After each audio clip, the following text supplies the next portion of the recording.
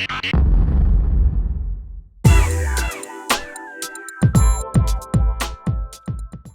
it out, it's your boy Sykes Ave, aka No Life Sykes, and today is the day that I'm going to give you my reaction and review of The Batman by Matt Reeves.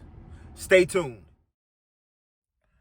Woo, it's a lot to digest, but I'm back, I'm done. The movie was really good, better than what I expected. It had a slow start to me, but it was a mystery thriller. They went into how Batman's not like an origin story, but mostly how Batman was already in year 2 doing his detective work. It had a lot of different subplots in the movie, which is pretty good. As far as the Penguin, it was a journey of Batman finding himself and what he wanted to do, because he was about vengeance, about the Riddler, his arc, Catwoman, her arc, and Commissioner Gordon, his relationship with Batman and where he stands. So without giving too much away, the movie, I say I can put it up there now. It's a tie between Batman The Dark Knight with Christian Bale and now Robert Pattinson's version of Batman in The Batman.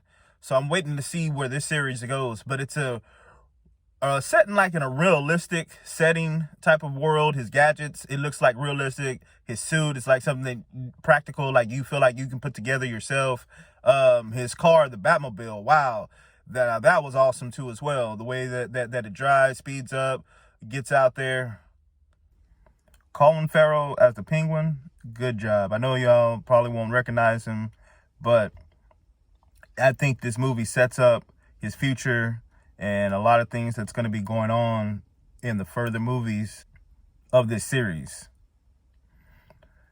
They say that Matt Reeves wants to use Mr. Freeze for the second one. So when you see this movie and see how everything sets up, I wonder how they would use a character like him in this world when everything is set as a real world kind of setting. This Bruce Wayne is a emo, gothic, darker, weirder, he hates being noticed type of character. And it's almost like Gotham City is its own character in this movie too. The way that they have it designed, the way that people react, the way that the movement is when he is Batman. And he's Batman like 80% of the movie. You see him, or I'll say, you know what, 90% of the movie, because you only see Bruce Wayne a little bit. But what makes him menacing is that he rarely talks. He has the fewest lines that I've seen in any Batman movie thus far.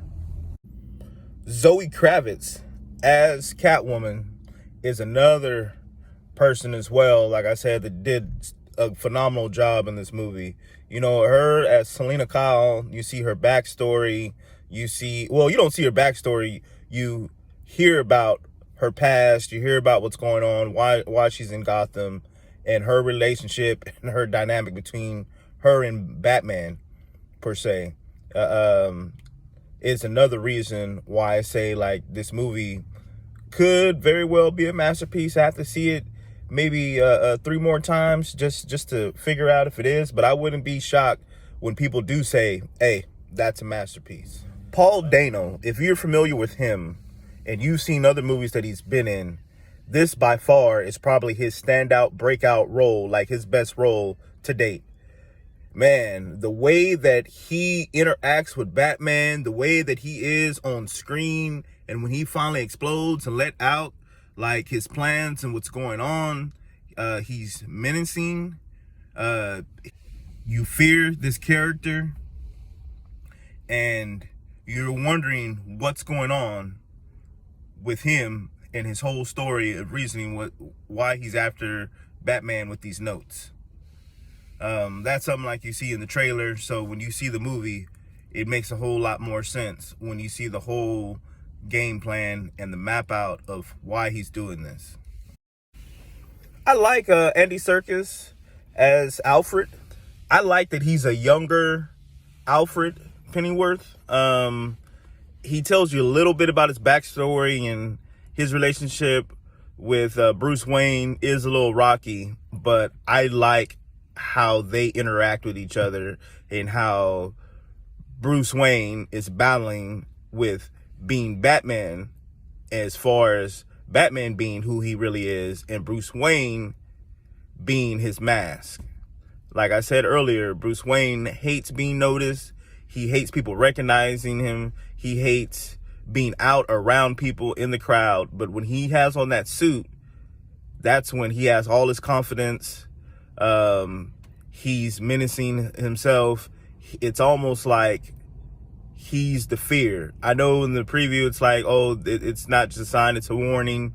But people are scared around town, and the ones that do try him, and he lets off his anger and aggression on them, I feel bad. Overall, I give this Batman an 8 out of 10. I like the way that this movie is going. I want to see how the trilogies play out. I want to see if they're going to connect it to a bigger universe as far as having Superman, the Justice League, because this movie is very grounded. It's in a realistic setting. I want to see the growth of how he is as a young detective now to how he builds up later on.